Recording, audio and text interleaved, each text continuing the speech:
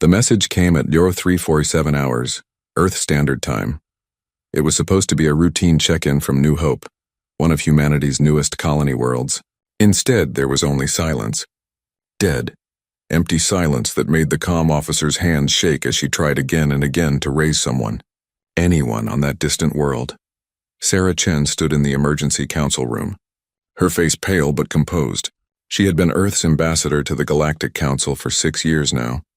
6 years of careful diplomacy, of playing by rules that sometimes made no sense, of watching her words and actions so humanity would be seen as civilized and trustworthy. 6 years of building bridges with alien species who had thousands of years of history before humans even learned to make fire. Now she watched the screen showing what remained of New Hope. The first survey team had arrived 12 hours after the silence began. What they found was not a technical failure or a natural disaster. It was murder. Systematic, deliberate murder on a scale that made even hardened soldiers vomit in their helmets. 4,200,000 people. Men, women, children, elderly, infants. All dead. The buildings were still standing. The power still worked. The streets were clean. But every single human being had been killed, their bodies left where they fell. As if whoever did this wanted to make absolutely certain everyone saw their work. Admiral Marcus Webb stood beside Sarah, his jaw tight enough to crack teeth. He was a big man, gray-haired and steady, the kind of officer who inspired confidence just by walking into a room. Right now he looked like he wanted to tear something apart with his bare hands. "We have confirmation," he said quietly. Krev hegemony ships were detected leaving the system 6 hours before we lost contact. Energy signatures matched their military vessels. "We also have this." He played a recording. It was from New Hope's planetary defense network, its final transmission before it was destroyed. The video showed Krev soldiers, their chitinous armor gleaming, moving through a residential area. They were not fighting. There was no battle. They were executing people who tried to run. Families, children holding toys. The Krev soldiers were efficient and unhurried, as if they were doing routine maintenance. Sarah closed her eyes for just a moment. When she opened them again, they were hard as diamond. "Get President Okonkwo on the line," she said, "and prep the diplomatic shuttle. I'm calling an emergency session of the Galactic Council." The Galactic Council chambers were ancient beyond human comprehension. The station that housed them had been built by the eldest ones, a species that had disappeared into ascension or extinction thousands of years before. Now it served as neutral ground where hundreds of species gathered to discuss trade, resolve disputes, and maintain what they called galactic civilization. Sarah walked through corridors lined with representatives from across the galaxy. The insectoid Extithar, who breathed methane and lived in sealed suits. The massive Bronthi, gentle herbivores who stood 4 meters tall. The crystalline Vel who communicated through light pulses. So many different forms of life, all gathered here under the promise that reason and law would prevail over violence and chaos. She had believed in that promise once. The council chamber itself was a massive sphere where delegates floated in carefully controlled gravity fields, arranged so everyone could see everyone else. Sarah took humanity's position, one spot among 347 member species. Not a bad seat for a race that had only joined 73 years ago. Not a powerful seat either. The speaker, an elderly Bronthi named Kulm, opened the session with the traditional greeting. Sarah did not wait for the usual procedural delays. "I invoke Emergency Protocol 7, she said, her voice clear and cold. "Genocide. I present evidence of species-wide genocide committed against human civilians." The chamber erupted in clicks, whistles, hums, and other sounds of surprise. Emergency Protocol 7 had not been invoked in over 400 years. It meant everything else stopped. It meant evidence must be heard immediately. Sarah presented it all. The surveillance footage, the energy signatures, the bodies. 4,200,000 bodies. She showed them children. She showed them hospitals where patients had been killed in their beds. She showed them schools. When she finished, the chamber was silent. Then the Krev delegate spoke. His name was Zachris, and he was a high commander in their military. The Krev looked like a cross between a bear and a lizard, with thick scales and powerful muscles. They were strong, aggressive, and had a reputation for pushing boundaries. The hegemony denies these accusations, Zachris said calmly. We had ships in that region, yes. We were conducting routine patrols of space we claim is traditionally Krev. If humans chose to place a colony in disputed territory, that is their foolishness. What happened to them is tragic, but we had no involvement. Sarah felt something cold settle in her chest. She had expected denial. What shocked her was how easily the lie came, how little Zachris seemed to care. The evidence is clear, she said. Evidence can be manufactured, Zachris replied with a dismissive gesture. Humans are young and emotional. Perhaps this is an attempt to gain sympathy or territory through deception. The council began to debate. Some species expressed sympathy for humanity, others worried about jumping to conclusions. The Krev had allies, species they traded with or who owed them favors. Slowly, carefully, the tone shifted from horror at the crime to caution about proper procedure. Sarah watched it happen. She'd seen it before in smaller matters. The council was good at expressing concern. It was less good at doing anything about it.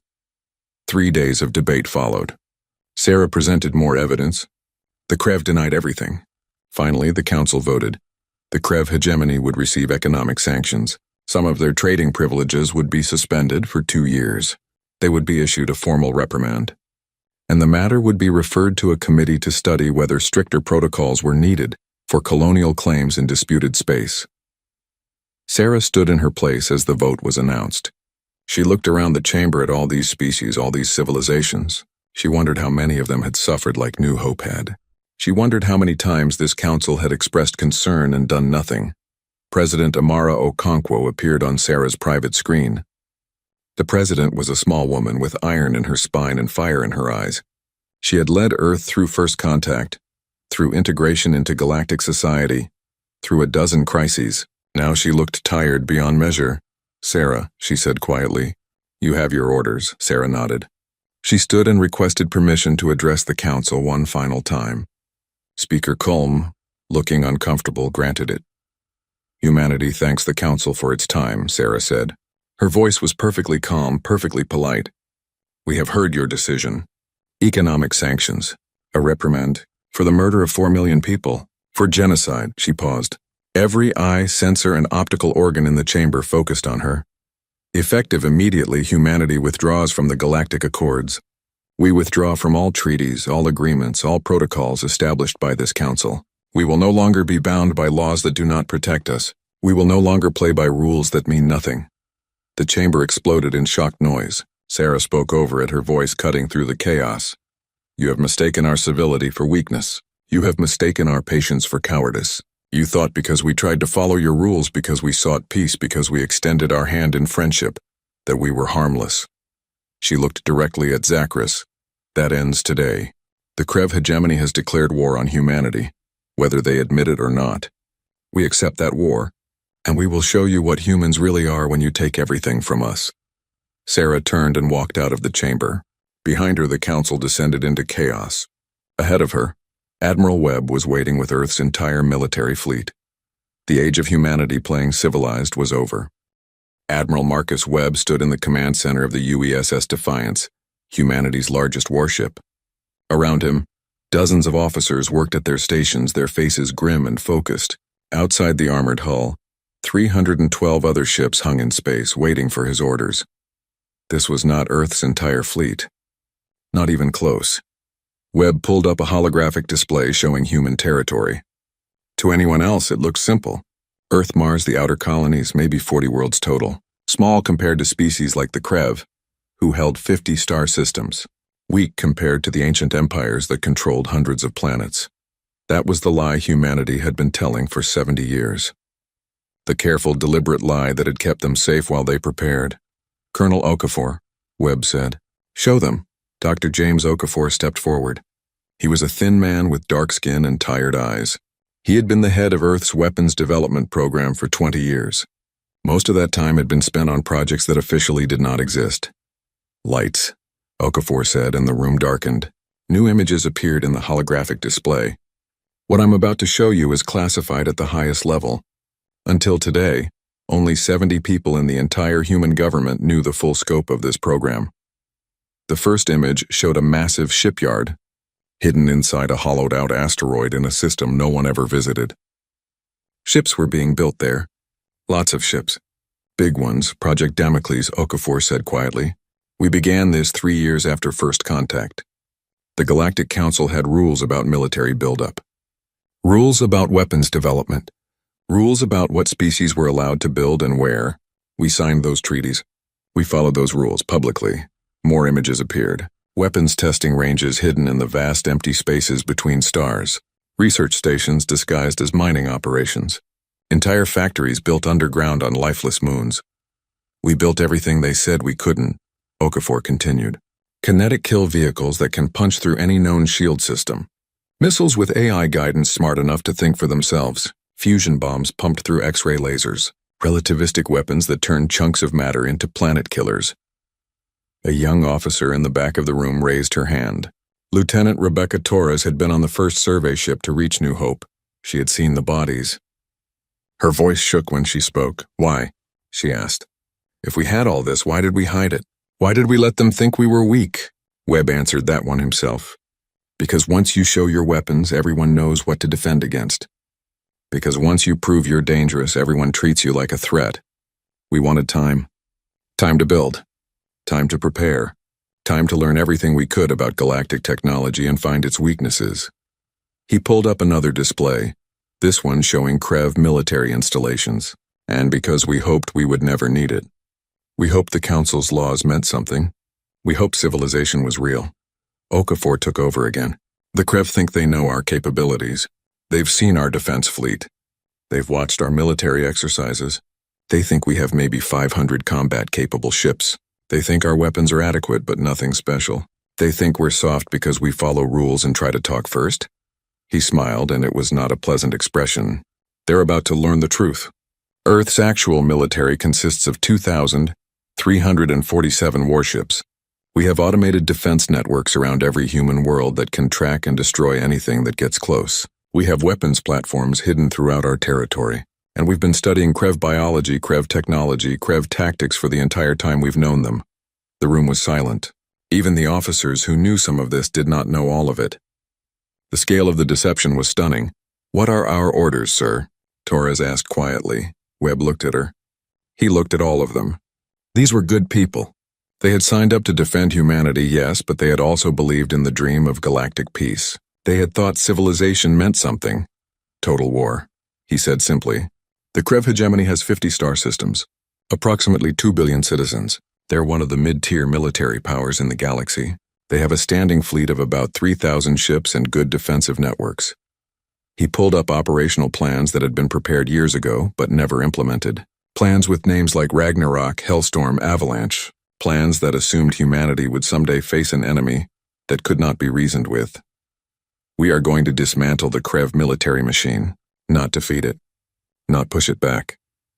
Dismantle it, every shipyard, every weapons platform, every military installation. We are going to do it fast, we are going to do it efficiently, and we are not going to stop until they have no ability to threaten anyone ever again. What about civilian casualties? Another officer asked. We are not targeting civilians, Webb said firmly. Let me be absolutely clear about that. We are not the Krev. We do not murder the helpless. But we are also not risking human lives to be more careful than necessary. Military targets only, but we're not going to hold back. If they put military installations near civilian areas, we will warn the civilians to evacuate and then we will destroy those installations. He looked around the room. Are we clear? This is not a police action. This is not a peacekeeping mission. This is war. Some of you are going to see things that will haunt you. Some of you are going to do things you never imagined you would do. But remember what they did to New Hope. Remember that the Council would not stop them. Remember that if we don't do this, the next 4 million bodies will be human too. Torres spoke again, her voice steadier now. When do we start, sir? We already have, Webb said. He pulled up a tactical display showing Krev space.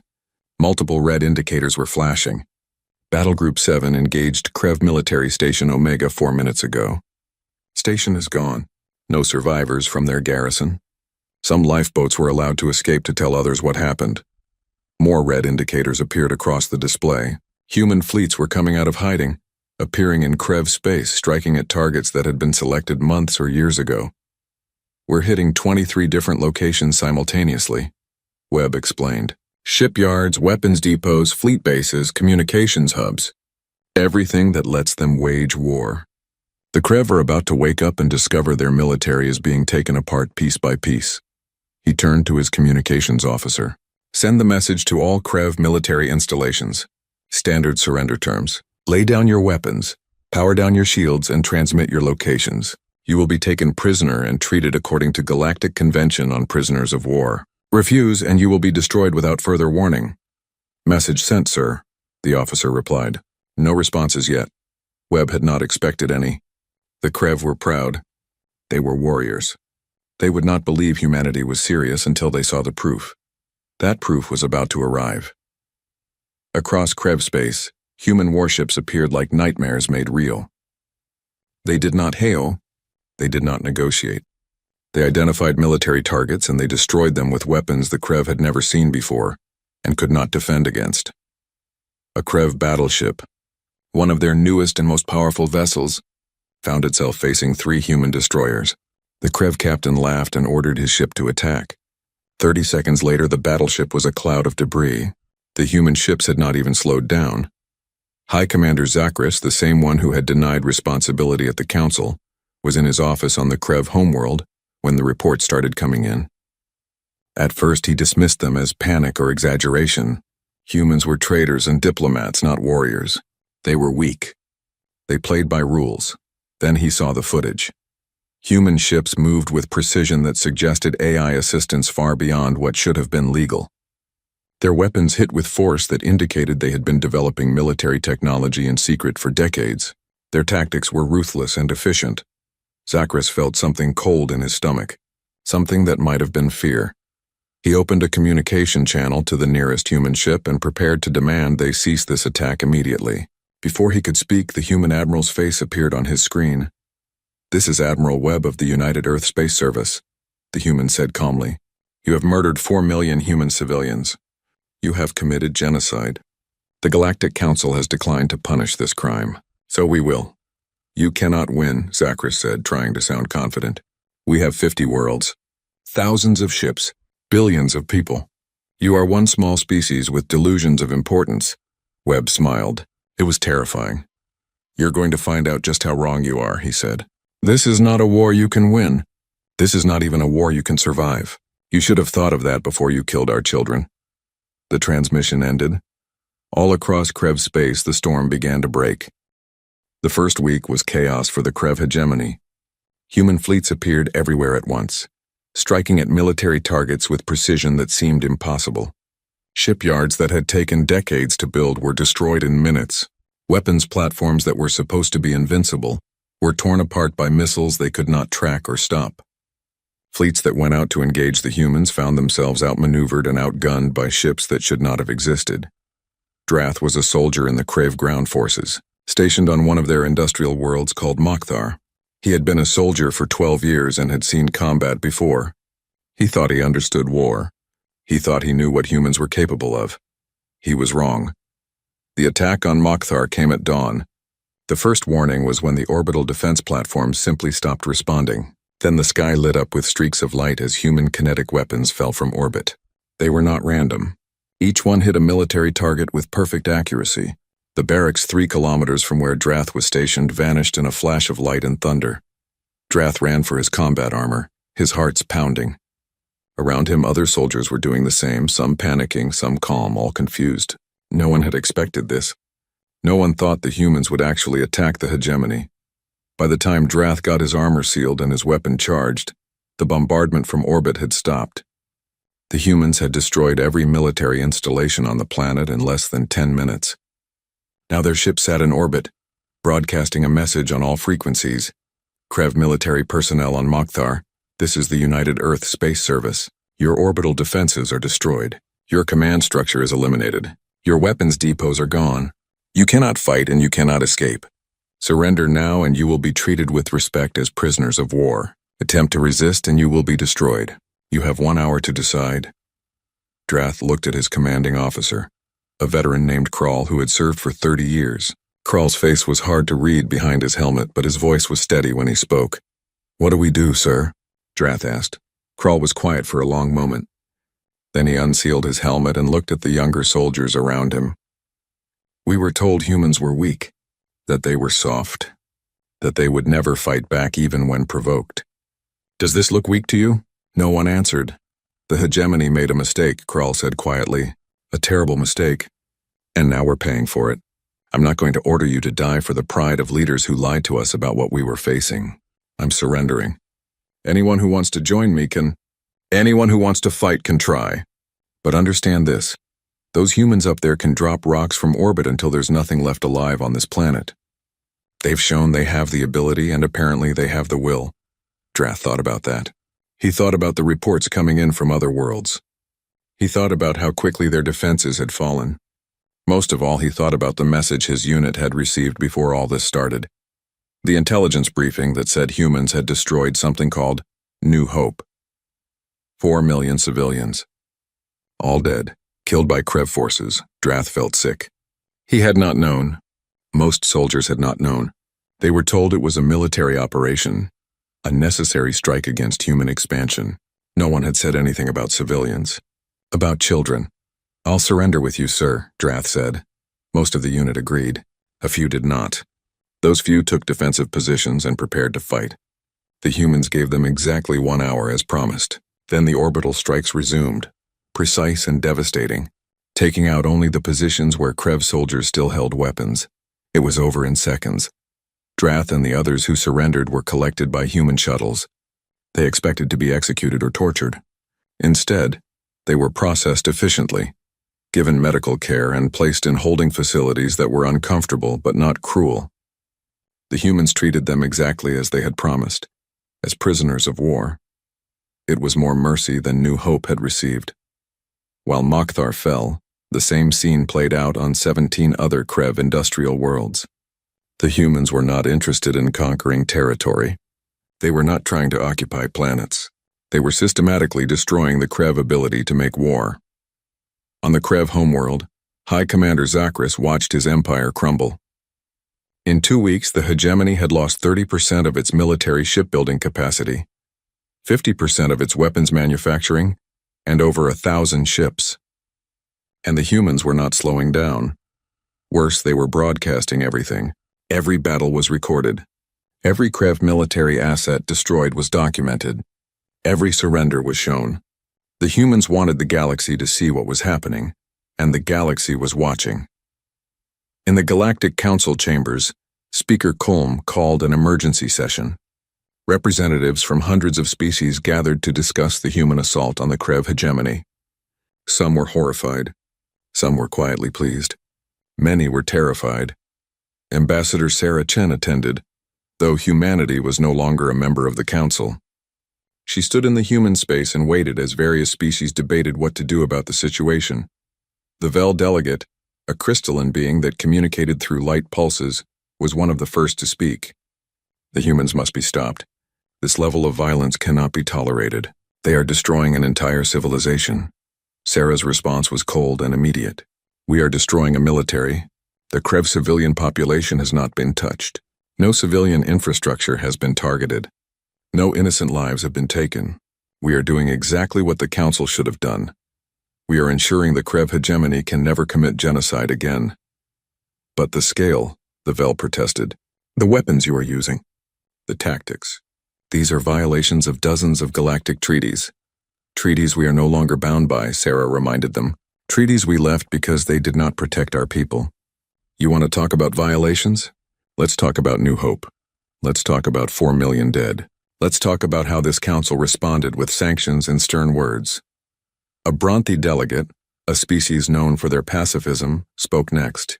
His name was Torm and his voice was sad. "We understand your anger, Ambassador Chen. We understand your pain. But this path leads only to more suffering. Already there are reports of thousands of Krev military personnel killed.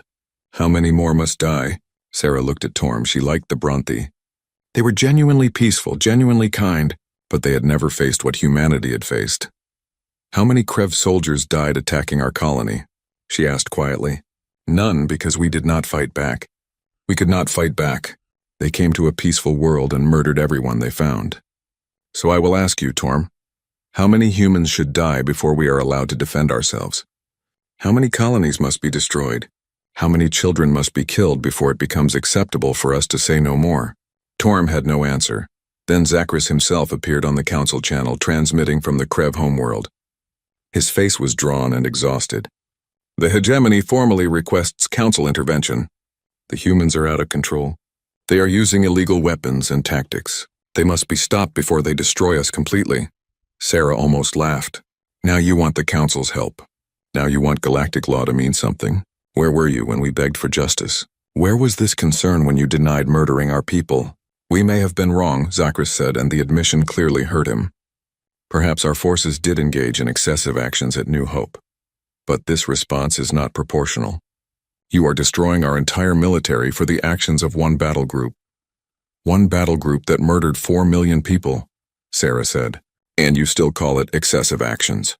You still cannot even say the word genocide.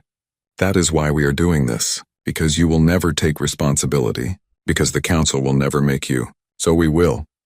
Another species spoke up, one of the Krev's allies, a predatory race called the Zesh.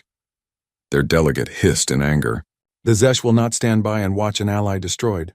We demand the humans cease their attack immediately or face consequences. Every human heart in the council chamber stopped. This was the moment they had been waiting for and dreading. Would other species join the Krev? Would this turn into a larger war? Sarah looked directly at the Zesh delegate. Her voice was perfectly calm, but everyone there could hear the steel underneath. Let me be very clear. Any species that aids the Krev hegemony militarily will be considered hostile to humanity. Any ships that join their fleets will be destroyed. Any weapons you provide will be tracked to their source, and those facilities will be eliminated. This is not a threat. This is a statement of fact. You cannot fight the entire galaxy, the Zesh delegate snarled. We will not have to, Sarah said, because most species in this council are smart enough to understand what is happening. The Krev committed genocide. They were not punished. We are punishing them. Unless you want to defend genocide, I suggest you stay out of our way. The Zesh delegate started to respond, but then stopped, because behind Sarah's image, tactical displays appeared showing human ships. Thousands of them. Ships that were not supposed to exist, weapons platforms, defense networks. The full scale of humanity's hidden military, revealed for all to see. This is what we built while you all thought we were harmless, Sarah said quietly. This is what we prepared while following your rules and hoping we would never need it. We can reach any system in the galaxy within a week. 57 days after New Hope went silent, the human fleet arrived at the Krev homeworld. It was not a subtle approach.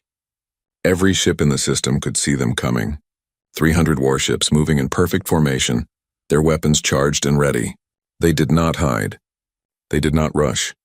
They simply came, inevitable as a sunrise. On the surface, in the capital city of Kreftol, the government met in emergency session. The High Council chamber was filled with the most powerful members of the hegemony, military commanders, political leaders, economic ministers, all of them trying to figure out how their mighty empire had fallen so far so fast. High Commander Zachris stood before them, his scales dulled by exhaustion and stress. In less than 2 months, the Krev military had been reduced from one of the galaxy's significant powers to a shadow of itself. 70% of their shipyards were gone. Most of their weapons manufacturing was destroyed. Over 2,000 ships had been eliminated, and now the humans were here at the homeworld itself, the heart of everything. We must surrender, Zachris said. The words tasted like poison, but there was no alternative left. We cannot fight them. We cannot win. Every time we try, we lose. They are stronger than we ever imagined. They are smarter than we gave them credit for, and they are not going to stop until we have nothing left. One of the council members, an old warrior named Thex, snarled in rage. You want us to bow to these soft-skinned mammals? To admit weakness before the galaxy? I want us to survive, Zachris shot back. Pride is not worth extinction. They have shown they can destroy us, but they have also shown they are not targeting our civilians. They are not burning our cities. They are not doing to us what we did to them. That means there is still hope for negotiation. Another council member spoke up, a political leader named Sarex. What will they demand? What price will they ask for peace? Zachris had been thinking about that for weeks. He had studied the humans, read everything he could find about their history, their culture, their values. What he learned terrified him more than their weapons, I think, he said slowly. They will demand justice. The council debated for hours, but in the end there was no real choice. The surrender offer was transmitted to the human fleet. Unconditional surrender, complete cessation of hostilities. A request for peace talks. Admiral Webb received the message aboard the Defiance. He read it carefully, then forwarded it to Earth for approval. The response came back within an hour, signed by President Okonkwo herself. Accept the surrender. But make the terms clear. Webb opened a channel to the Krev homeworld. His face appeared on every screen in the capital city, broadcasting to millions of Krev citizens. When he spoke, his voice was firm but not cruel. The United Earth Space Service accepts the Krev hegemony's surrender. Effective immediately, all Krev military forces will stand down. All ships will return to designated ports and power down their weapons. All remaining military installations will open their files and provide full access to human inspection teams. He paused, letting that sink in. However, this is not the end. This is the beginning of justice. Every member of the Krev military who participated in the attack on New Hope will be identified. Every officer who gave orders, every soldier who pulled a trigger, every ship captain who transported the assault forces, all of them will face trial for war crimes. On the surface, Zachris felt his blood run cold. He had hoped the humans would want territory or resources or political concessions. Those things could be negotiated. This was different. Webb continued. We will establish tribunals. The trials will be public. The evidence will be presented. Anyone found guilty of participating in genocide will be punished according to galactic law. Anyone found innocent will be released, but there will be accounting. There will be justice, and there will be no exceptions. Across Krev space, thousands of military officers and soldiers began to panic. Some tried to run. Some tried to hide. Some tried to erase records or destroy evidence. It did not matter. The humans had been collecting data since the moment the war started. Every ship movement, every communication, every order given. They knew who was at New Hope. They knew who gave the commands. They knew everything. The roundup began immediately. Human Marines, working with Krev civilians who were horrified by what their military had done, started making arrests. It was methodical and thorough. No one escaped. No one got away. Lieutenant Rebecca Torres was part of an arrest team sent to pick up a Krev captain named Drex. He had commanded one of the troop transports at New Hope. According to the records, his ship had delivered 3 battalions of soldiers to the colony surface. Those soldiers had killed 14,000 people in the first day. Torres found Drex in his home, surrounded by his family. His mate, his children. They looked terrified. Drex himself stood in front of them, protecting them with his body. Please, he said, I was following orders. I did not know what they were planning. I just flew the ship. I just did my duty. Torres looked at him. She had seen the bodies at New Hope. She had seen children who would never grow up. She had nightmares about it every time she closed her eyes, but she was not like Drex. She was not going to hurt innocents. Your family is not under arrest, she said quietly. Only you will come with us. You will face trial. If you are innocent as you claim, then you will be able to prove it. That is more chance than you gave the people of New Hope. Drex looked at his children one last time, then walked forward with his hands out. Torres put restraints on him, careful to not make them too tight. She was angry, yes. She wanted justice, yes. But she was still human. She would not become a monster to fight monsters. The arrests took weeks. The trials took months. The galaxy watched it all, broadcast on every major channel. The humans presented their evidence methodically and carefully. Ship logs, communication records, testimony from survivors of other Krev actions, medical analysis of the bodies at New Hope, showing they had been killed by Krev weapons. Some Krev were found innocent. They had been in the system, but had not participated in the killings. They had been ordered to do things but had refused. They had tried to stop what was happening but had been overruled.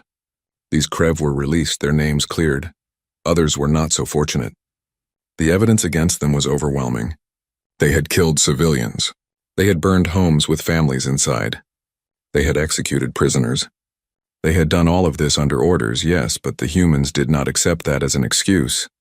Following orders is not a defense for murder. the human judges said over and over. You had a choice.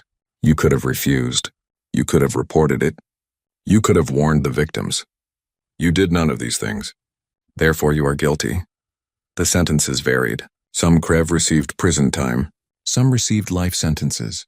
A few, the worst ones, the ones who had personally killed children or who had planned the entire operation, received execution sentences. Those executions were carried out quickly and humanely, more mercy than they had shown their victims. Meanwhile, human forces remained in Krev space, not as invaders but as occupiers. Their mission was simple: prevent the Krev military from ever rebuilding to the point where they could threaten anyone again. Admiral Webb established a headquarters on one of the Krev colony worlds. He worked with local Krev civilian leaders who wanted peace and who were ashamed of what their military had become. Together they began the process of demilitarization. Shipyards were converted to civilian use or dismantled.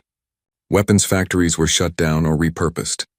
The Krev fleet was reduced to a small number of ships for system defense only, with human observers on every vessel.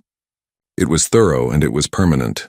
Drath, the soldier who had surrendered on Mokhtar, was interviewed by human reporters. They asked him what he thought of the occupation. I think, he said carefully, that we brought this on ourselves. I did not know about New Hope when it happened. But I should have. We all should have. We let our leaders become too proud, too aggressive. We believed we were strong enough to do whatever we wanted. The humans taught us we were wrong. The reporter pressed him. Do you hate them for what they did to your empire? Drath was quiet for a long moment. I hate what they did to our military. I hate that we lost. But I cannot hate them for seeking justice. If someone killed 4 million humans, what should humanity have done? Accepted it? Moved on? No. They did what they had to do. We are the ones who committed genocide. They are the ones who stopped us. History will remember which side was right. Across the galaxy, species watched the occupation of Krev space. They watched the trials. They watched human forces maintaining order without brutality, seeking justice without revenge, and they learned something important. Humanity was not cruel, but humanity was also not weak. And if you pushed them too far, if you hurt them too badly, they would respond with a force that could break empires. 3 species that had been planning their own aggressive expansions quietly canceled those plans. 2 pirate groups that had been raiding neutral shipping disbanded. A dozen conflicts that might have escalated suddenly found peaceful resolutions as both sides decided that, maybe. 6 months after the last shots were fired in the Krev War, Ambassador Sarah Chen stood before the Galactic Council once more. This time she was not there as a supplicant asking for justice. She was there as the representative of a power that had proven itself capable of enforcing justice on its own terms. The council chamber looked the same as always, with representatives from hundreds of species floating in their designated positions. But the atmosphere had changed. When Sarah spoke, species listened with an attention and respect they had never shown before. Humanity wishes to rejoin the Galactic Council, she announced, but under different terms than before. Speaker Colm shifted uncomfortably in his position. The old Bronthi had aged noticeably over the past months. The stress of watching the entire galactic order shift had taken its toll. What terms do you propose, Ambassador? He asked carefully. Sarah brought up a holographic display showing what humanity was now calling the New Hope Protocol. It was simple and direct. Any species that committed genocide against civilian populations would face immediate military intervention from humanity and its allies. No debate, no committee reviews, no economic sanctions. Real immediate consequences. We are willing to follow most of the Council's rules again, Sarah explained. We will respect trade agreements. We will engage in diplomatic processes. We will participate in cultural exchanges and scientific cooperation. But this one thing is not negotiable. Genocide will not be tolerated. Not against humans. Not against anyone. A Vel representative, the same crystalline being who had protested the attack on the Krev, flickered with agitated light pulses. You are asking for the authority to wage war whenever you decide a genocide has occurred. That is too much power for one species, is it? Sarah asked calmly. Tell me, how many genocides has this council successfully prevented in the last 1,000 years? How many times have you actually stopped a species from murdering civilians? The chamber was silent. Everyone knew the answer. The council was very good at expressing concern after atrocities happened. It was less successful at preventing them or punishing those responsible. We are not asking for permission, Sarah continued. We are informing you of our policy. You can accept it and work with us, or you can reject it and watch us enforce it anyway. The choice is yours, but understand this. Humanity will never again sit by while innocents are murdered and councils debate proper procedure. A new voice spoke up. It was Xylorth, a member of a peaceful species called the Scythan. They were philosophers and mediators, known throughout the galaxy for their wisdom. Xylorth's voice was gentle but thoughtful. What you propose is vigilante justice, Xylorth said. It bypasses all the systems we have built over millennia to ensure fairness and prevent abuse of power. How do we know humanity will not use this authority incorrectly? How do we know you will not become the very thing you fought against? Sarah had expected this question. She had asked it herself late at night when the weight of what humanity had done pressed down on her conscience. You cannot know, she admitted. Not with certainty, but you can look at what we did to the Krev. We destroyed their military. We held trials. We punished the guilty and released the innocent. We did not burn their cities. We did not target their civilians. We did not do to them what they did to us. We sought justice, not revenge. She paused, letting that sink in. And we are putting safeguards in place. The New Hope Protocol requires multiple confirmations before action is taken. Evidence must be presented. Intent must be proven. We are not going to start wars over accidents or misunderstandings. But when genocide is clear, when the evidence is undeniable, we will act, because someone must. Over the next week, the council debated. Arguments went back and forth. Some species wanted to reject humanity's terms entirely. Others wanted to accept them, but add restrictions and oversight. A few wanted to grant humanity even more authority to maintain order. In the end, a compromise was reached. Humanity would rejoin the Council with its New Hope Protocol intact. But a special oversight committee would be established, composed of neutral species, to review any military actions humanity took under the protocol. If humanity was found to have acted inappropriately or excessively, there would be consequences. Sarah accepted the terms. Not because humanity needed the Council's approval, but because she genuinely wanted accountability. She knew the danger of unchecked power. She knew how easy it would be to slip from justice into tyranny. The Oversight Committee was not perfect, but it was something. Far from the Council chambers in Krev space, life was slowly returning to normal. Admiral Webb walked through the streets of Kreftol, the capital city, accompanied by only 2 guards. 6 months ago, such a thing would have been suicide. Now Krev civilians nodded to him respectfully as he passed. He was meeting with the new Krev civilian government, a group of leaders who had pushed for peace and reform even before the war. They were trying to rebuild their society, to figure out what the Krev hegemony would become now that its military might was gone. The meeting took place in a simple office building, not the grand war chambers where the old High Council used to meet. The new leaders sat across from Webb at a plain table. There was no posturing, no displays of dominance, just tired people trying to do their best. Admiral, one of them said, a middle-aged Krev named Sela. Our people want to know when your forces will leave, not because we want you gone, but because they need to know what the future looks like. Webb had been thinking about that question for months. We will maintain a presence here for at least 5 years, he said honestly.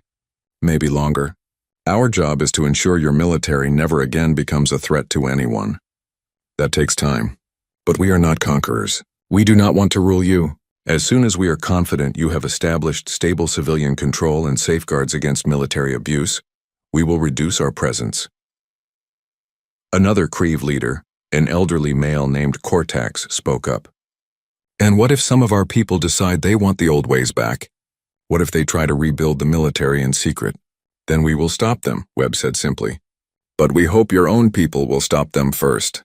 The old ways led to genocide. They led to war with a species you underestimated. They nearly led to your extinction. Surely you can build something better? Sela nodded slowly. We are trying. But it is difficult. Many Krev are ashamed of what we did. Others are angry that we lost.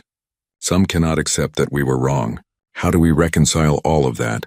Webb thought about his own doubts, his own struggles with what humanity had done. By being honest, he said. By acknowledging the truth. By teaching your children what really happened and why it was wrong. It will take generations. But the alternative is repeating the same mistakes. Meanwhile, across the galaxy, humanity's hidden military capabilities were becoming common knowledge. The secret shipyards, the advanced weapons, the defense networks that could reach any system. Some species found this disturbing, others found it reassuring. Lieutenant Rebecca Torres had been promoted to captain and given command of one of the patrol groups that now moved through galactic space. Her job was to watch for signs of atrocities and respond if necessary.